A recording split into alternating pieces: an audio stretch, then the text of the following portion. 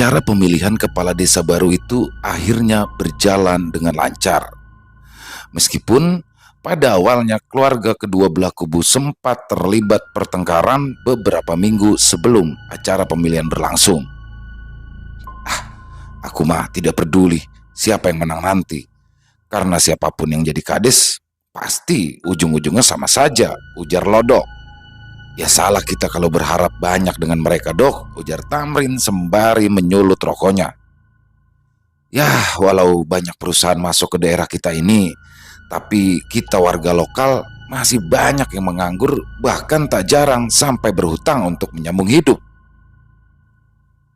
Ya itu disebabkan karena kita yang bodoh, tidak bersekolah sampai sarjana. Orang-orang seperti itu kan mencari karyawan yang berpendidikan. Walaupun kau berpengalaman, tapi pendidikanmu tidak tinggi, ya ada harapan, sahut Troli. Pada akhirnya, pemilihan kepala desa itu akhirnya dimenangkan oleh Pak Dahni. Pak Dahni sendiri merupakan warga asli desa itu, namun dia sudah lama tinggal di kota dan hanya pulang sesekali. Akan tetapi, sekitar setahun terakhir, Pak Dahni sudah kembali ke desa lalu membuka usaha warung sembako di sana. Hingga kemudian Pak Dahni pun ikut mencalon sebagai kepala desa dengan visi misi untuk mensejahterakan desa. Pak Dahni sendiri memang dikenal baik dan ramah, tapi tentu saja tak ada yang tahu akan seperti apa nanti Pak Dahni ketika sudah menjabat menjadi kades. Pada awalnya, memang hampir semua warga dibantu untuk bekerja di perusahaan. Namun itu tidak berlangsung lama sebab pada gelombang kedua biasanya ada kesempatan besar-besaran untuk warga di setiap desa termasuk area perusahaan.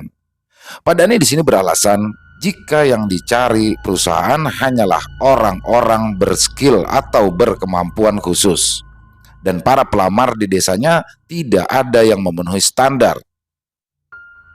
Akan tetapi, sebulan berselang setelah itu, orang-orang yang merupakan keluarga dan sebagian lagi para pendatang yang entah dari mana tiba-tiba saja mendapatkan pekerjaan.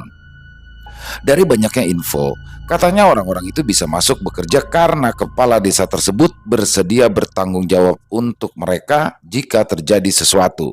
Intinya, kepala desa menjadi orang dalam bagi mereka yang bersedia membayar. Informasi ini tentu saja membuat warga kecewa. Tak sedikit pula dari mereka yang mengumpat dan memusuhi keluarga Pak Dahni. Tapi tentu saja amarah warga tak membuat Pak Dahni mundur. Dan kini sifat asli Pak Dahni yang asli pun mulai terlihat dengan sangat jelas. Bahkan bila ada orang yang berhutang dan tidak bisa membayar, maka Pak Dahni pun tak segan-segan akan mempermalukan orang tersebut. Dan bagi mereka yang punya hutang pada Pak Dahni tak jarang juga merasa sangat kecewa, sebab total jumlah hutang yang ada di catatan Pak Dahni dengan yang ada di warga sangat berbeda jauh. Dan bila mereka tak mau membayar dengan jumlah yang sesuai dengan yang ada di catatan Pak Dahni, maka orang itu juga akan langsung dipermalukan. Hal itulah yang menimpa keluarga Awon. Ya, mereka dipermalukan habis-habisan oleh Pak Dahni di hadapan warga lainnya. Akibat dari kejadian memalukan itu, istri Awon sampai meminta cerai padanya dan selang beberapa bulan setelahnya, Awon meninggal bundir di kebun karet yang ia sadap dengan cara meminum racun. Jenazahnya ditemukan setelah 3 hari. Setelah kematian Awon itulah hal-hal aneh mulai terjadi di desa tersebut. Mulai dari makanan-makanan di setiap rumah tiba-tiba membusuk, bahkan yang baru saja dimasak menjelang maghrib pun dengan sangat cepat berlendir. Tak hanya sampai di situ, karena orang-orang yang pergi mencari ikan di malam hari pun juga sering mengalami gangguan, yakni penampakan mirip seperti pocong yang ukurannya sangat besar dan tinggi. Akibat dari hal ini, orang-orang pun menjadi takut keluar rumah saat hari mulai gelap. Mereka semua pun akhirnya memilih untuk tetap diam di dalam rumah agar tidak kapuhunan melihat pocong yang sudah meneror warga tersebut. Malam itu sangat dingin. Mungkin sebab gerimis yang sudah sedari sore tadi turun. Seakan tak menghiraukan apa yang terjadi di desa mereka, Roli, Tamrin, dan Lodok pergi untuk berburu. Kalau menuruti rasa takut akan teror, bisa-bisa kita tidak makan, ujar Tamrin memecah kebisuan. Betul, sekarang ini perut keluarga yang kelaparan lebih menakutkan dibandingkan setan, saut Lodok yang dibalas anggukan oleh kedua temannya. Sepanjang malam mereka berburu, berharap mendapatkan setidaknya seekor pelanduk untuk dibawa pulang. Akan tetapi, jangankan seekor hewan buruan, seolah-olah suara seekor jangkrik pun tak terdengar di malam itu. Bagaimana ini, Dok? Rin, seekor pun kita tidak dapat, ujar Roli mulai mengeluh. Mau bagaimana lagi? Mungkin karena gerimis, jadi hewan-hewan bersembunyi, jawab Lodok sekenanya.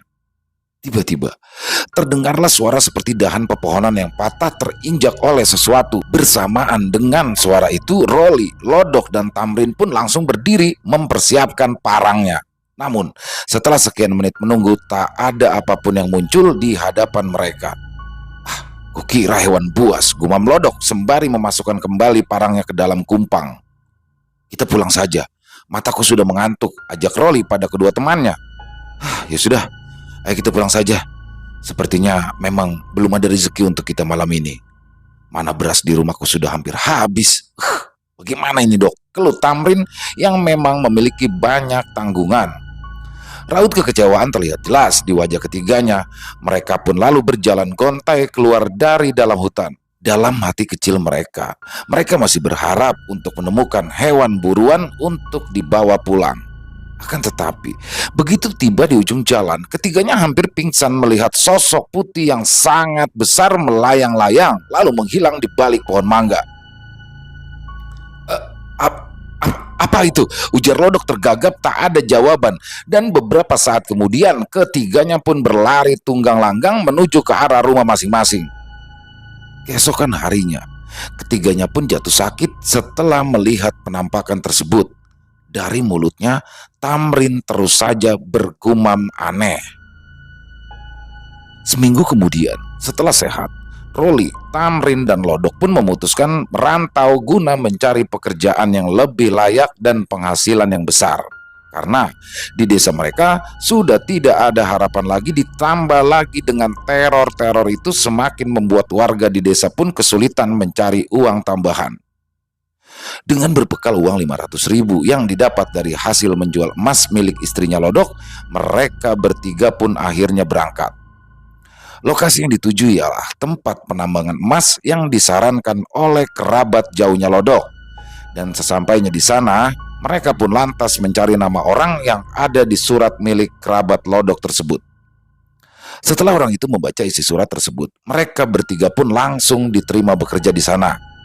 Mereka pun mulai diajari cara-cara menambang emas dan cara menghadapi orang-orang yang kemungkinan akan datang untuk mencuri emas-emas yang sudah mereka dapat.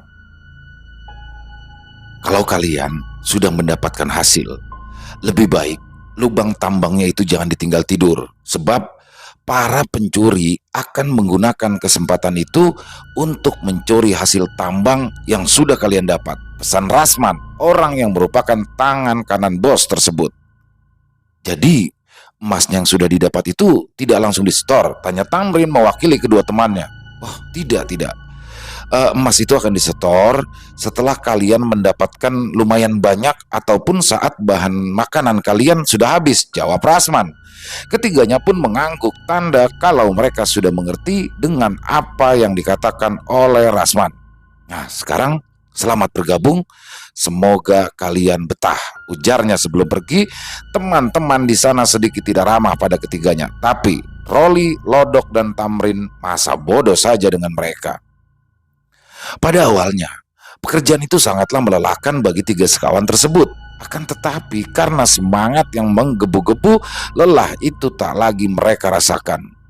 Hingga 1 bulan kemudian, mereka pun menyetorkan hasil emas dan mendapatkan masing-masing 5 juta rupiah. Ya, 5 juta pada saat itu sudahlah sangat banyak. Bahkan Tamrin kala itu sampai kaget saat menerima uang tersebut.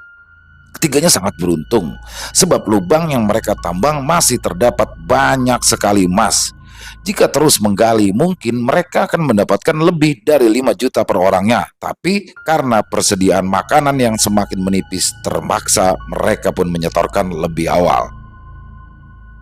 Setelah menerima uang tersebut, mereka bertiga pun akhirnya pulang dengan rasa bahagia yang tidak terkira. Terlebih lagi Tamrin, begitu sampai di pasar besar, ia pun membeli berbagai macam oleh-oleh untuk keluarganya.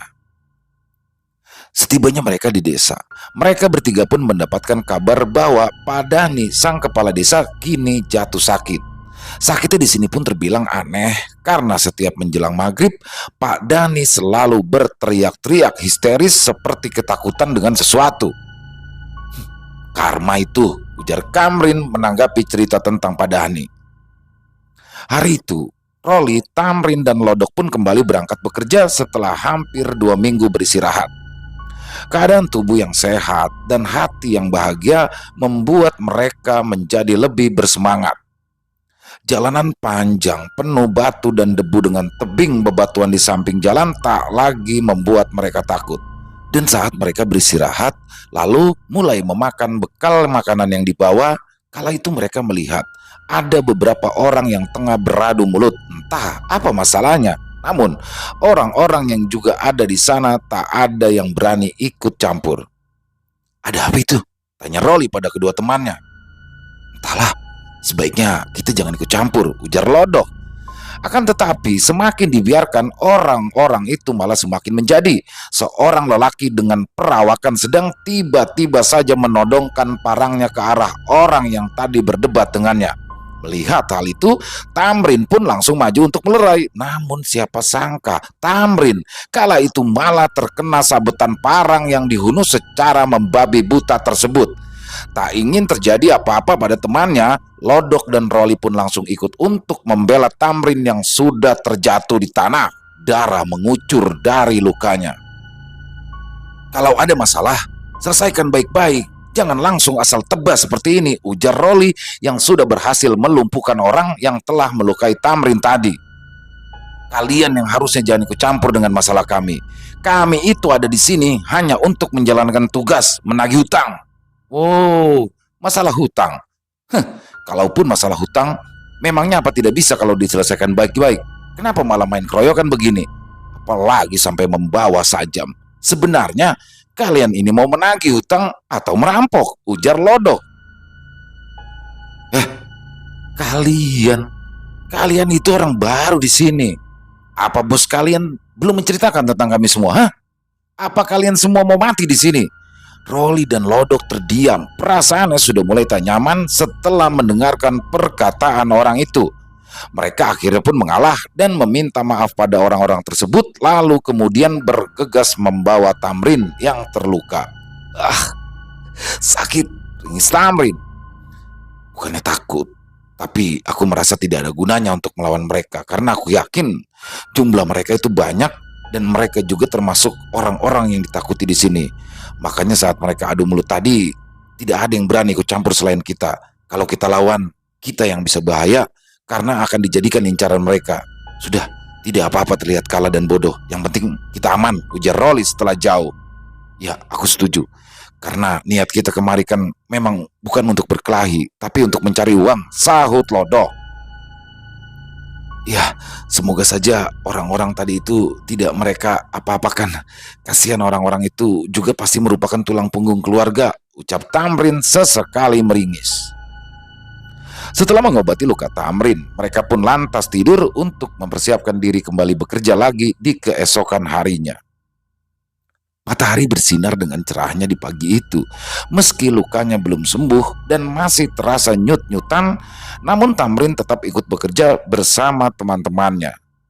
Hari-hari pun berlalu, kejadian tempo hari pun sudah mulai terlupakan oleh 3 sekawan itu. Hasil mereka bulan itu lebih sedikit dibandingkan bulan kemarin, sehingga Roli, Tamrin, dan Lodok pun memutuskan untuk terus tinggal di sana guna meneruskan pekerjaan. Padahal persediaan makanan mereka sudah hampir habis, bahkan beras untuk mereka masak pun hanya tersisa beberapa gelas lagi. Kita cari pinjaman saja dulu. Coba kita tanyakan pada orang-orang di lubang sana. Sepertinya mereka mau setor emas ke kota. Siapa tahu persediaan bahan makanan mereka masih ada, ujar Lodok mengusulkan. Akhirnya Tamrin yang memang bukan orang yang pemalu itu pun mencoba berhutang pada orang yang menambang di lubang yang posisinya tidak terlalu jauh dari tempat mereka. Tak lama kemudian, Tamrin pun datang dengan senyum ceria serta membawa sekarung beras dan satu rak telur di masing-masing tangannya. Dengan beras dan telur ini, kita bisa bertahan 1 minggu lagi. Dan semoga saja dalam 1 minggu ini, kita mendapatkan hasil yang lebih baik dari sebelumnya ya, ujar Tamrin yang langsung dibalas anggukan setuju oleh kedua temannya. Singkat cerita, setelah 1 minggu berlalu, Lodok masih belum puas dengan hasil yang mereka dapat, dan berhubung persediaan beras hasil berhutang itu masih ada, mereka pun tetap memutuskan untuk menunda kepulangan. Walaupun hanya nasi berkuah air garam, ketiganya pun tetap bersemangat hingga pada akhirnya beras persediaan mereka pun habis. Mau tak mau, mereka pun terpaksa pulang untuk menyetorkan emasnya karena memang yang ada di sana hanya tersisa beberapa orang saja. Hasil yang mereka dapatkan dalam 2 bulan itu lumayan banyak, bahkan lebih banyak dari hasil yang pertama. Dengan hasil itu, Lodok, Roli, dan Tamrin pun membeli tanah untuk membangun rumah baru yang lebih layak untuk mereka. Pada saat itu, tanah di desa mereka berkisar harga ukuran 10 kali 20 hanya sekitar 3-4 juta saja. Tentu saja, mereka pun sangat bahagia karena impian mereka selama ini akhirnya berhasil terwujud walaupun masih menyicil. Akan tetapi ternyata kebahagiaan itu tidak selamanya mereka rasa. Ya, impian pun seakan lenyap seketika setelah mereka mengembalikan sekarung beras dan satu rak telur yang pernah mereka pinjam. Orang-orang itu tidak mau menerima beras dan telur tersebut, tapi sebagai gantinya mereka meminta bagian atas emas yang didapat oleh Roli, Tamrin, dan Lodok nanti. Tentu saja, bayaran yang diminta tersebut tidak bisa mereka penuhi. Selain karena lubang dan alat-alat tambang itu bukanlah milik mereka, juga tidak masuk akal jika harga beras dan telur yang mereka pinjam sangat mahal seperti itu. Akan tetapi, orang-orang tersebut ngotot dan tidak mau menerima permohonan Roli, Lodok, dan Tamrin. Harga beras dan telur yang kami pinjam tidaklah semahal itu. Maka dari itu kami hanya akan membayar sejumlah dengan harga barang tersebut, ujar Lodok menegaskan. Kalian pikir membawa beras dan telur melewati jalanan itu mudah? Pokoknya kami tidak mau tahu. Hutang tetaplah hutang. Dan dengan medan jalan yang seperti itu, wajar jika kami meminta bayaran yang lebih tinggi. Terserah pada kalian. Tapi kami tetap pada kesepakatan awal, yaitu barang diganti barang, ujar Tamrin mulai tersulut emosi. Orang-orang itu pun diam dengan tatapan sinis menatap kepergian Tamrin, Roli, dan Lodok. Beras dan telur yang diserahkan ketiga sahabat itu mereka biarkan tetap berada di sana. Mereka semua mengira jika semuanya sudah berakhir. Ketiga sahabat itu pun tak lagi memikirkan masalah tersebut. Hingga sampai suatu ketika saat Roli dan Lodok sedang masuk ke dalam lubang untuk menambang emas, sementara Tamrin di pondok untuk memasak makanan. Tiba-tiba Tamrin pun dikagetkan dengan teriakan orang-orang yang meneriaki bahwa lubang galian milik Roli, Lodok, dan Tamrin runtuh. Tamrin pun berlari keluar pondok. Ia pun tak menghiraukan lagi kakinya yang sudah terkena tumpahan air didihan nasi. Ia berteriak histeris, memanggil-manggil nama kedua temannya yang masih berada di dalam lubang yang sudah runtuh, sembari terus menggali tanah menggunakan kedua tangannya. Orang-orang di sekitar pun juga membantunya, kecuali orang-orang yang pernah meminjamkan mereka beras dan telur. Penggalian pun terus dilakukan selama 24 jam tanpa jeda. Namun Roli dan Lodok masih juga belum berhasil dikeluarkan, sebab mereka berdua sudah berada lumayan jauh di kedalaman galian. Setelah 3 hari, akhirnya keduanya pun berhasil dikeluarkan. Akan tetapi Keadaan mereka berdua sudah tidak bernyawa. Tamrin di sini sangat terpukul atas kejadian itu.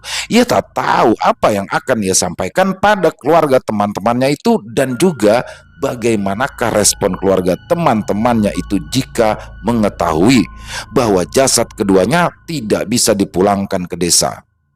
Di saat pemakaman, kala itu Tamrin melihat orang yang pernah meminjamkannya beras dan telur tersebut tersenyum. Seakan-akan mereka puas melihat kematian Roli dan Lodok. Dan pada malam harinya, dengan hati yang masih kalut dan sedih, Tamrin pun berjalan ke arah pondok tempat orang yang meminjamkan bahan makanan itu tidur. Dan tanpa banyak basa-basi, Tamrin pun langsung mengayunkan parang yang ia bawa ke salah satu orang yang kala itu sedang tertidur, hingga menyebabkan luka serius pada bagian baunya. "Kenapa? Kenapa kalian melakukan itu pada teman-temanku?" teriaknya membuat orang-orang pun mulai berdatangan. "Siapa suruh kalian tak mau membayar hutang, ha? Jadi benar kalian yang sudah membuat lubang kami runtuh, ha?" teriak Tamrin. "Kau sudah gila menuduh orang seperti itu. Lubang galian runtuh itu memang sudah biasa di pertambangan emas seperti ini," jawab yang lainnya mengelak ketika orang-orang mulai berkumpul untuk mendengar apa yang sudah terjadi.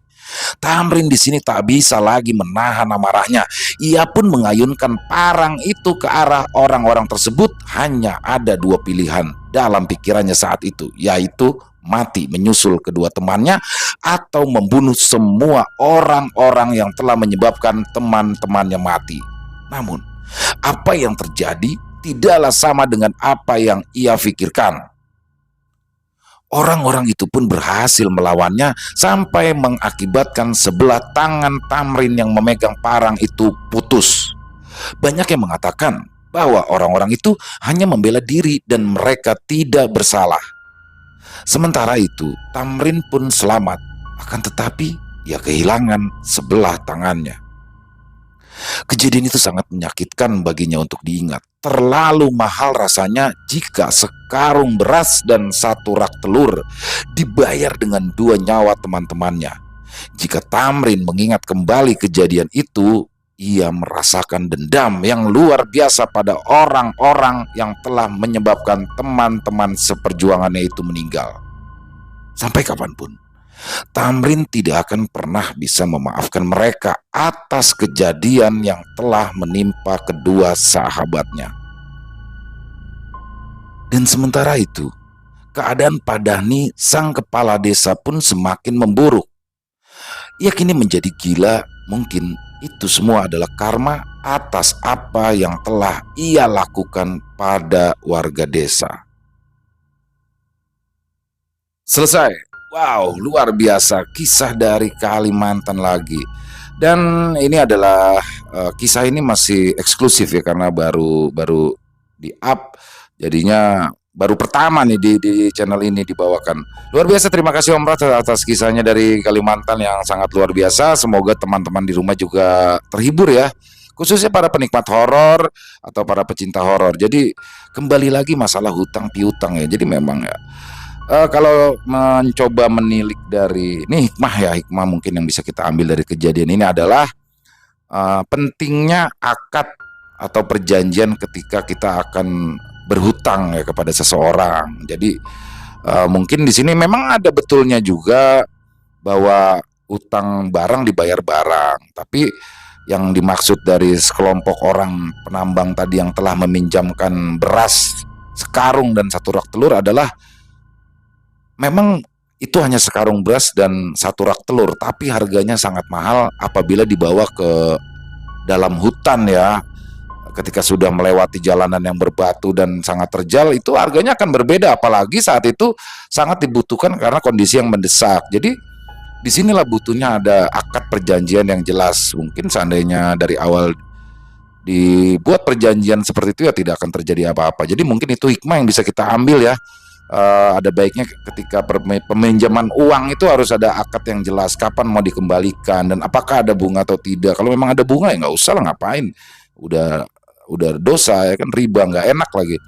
Jadi itu mungkin hikmah yang bisa diambil, dan yang buruk-buruknya silakan dibuang saja. Dan buat teman-teman yang mungkin punya Komentar silakan bisa ditulis di kolom komentar, ataupun hanya sekedar saling menyapa silakan bisa ditulis di kolom komentar. Insya Allah kami akan membalasnya satu per satu. Dan buat yang suka dengan videonya bisa diklik tombol like-nya, tombol jempolnya. Buat yang belum subscribe, yuk diklik tombol merah subscribe-nya, dinyalakan juga loncengnya agar teman-teman mendapatkan notifikasi dari konten-konten yang akan kami upload selanjutnya. Dan buat yang mau mengirimkan kisah seperti biasa, silakan bisa kisah horor misteri yang based on true story ya, kisah nyata, bisa dikirimkan ke nomor telepon kami yang ada di 0878 4509 4752. Kami ulangi 0878 4509 4752. Dan buat teman-teman yang mungkin sudah mengirimkan kisahnya ke kami, jangan khawatir, insya Allah kami akan bawakannya setelah melewati proses penggarapan. Jadi jangan khawatir ya teman-teman yang sudah mengirim ya. Lanjut di akhir kata, seperti biasa, mari kita ambil hikmah yang baiknya saja, buang yang buruk-buruknya. Dan saya mohon maaf apabila ada kesalahan dalam berkata-kata, apabila ada kata-kata saya yang kurang berkenan dalam pembawaan kisahnya barusan, saya mohon dibukakan pintu maaf yang seluas-luasnya, karena saya hanyalah manusia biasa, tempatnya salah dan dosa. Dan sampai berjumpa lagi di konten-konten kami selanjutnya yang pasti tidak kalah serunya, yang pasti tidak kalah horornya, masih bersama saya Ilo. Salam sehat sukses selalu untuk kita semua. Amin amin ya robbal alamin. Assalamualaikum warahmatullahi wabarakatuh.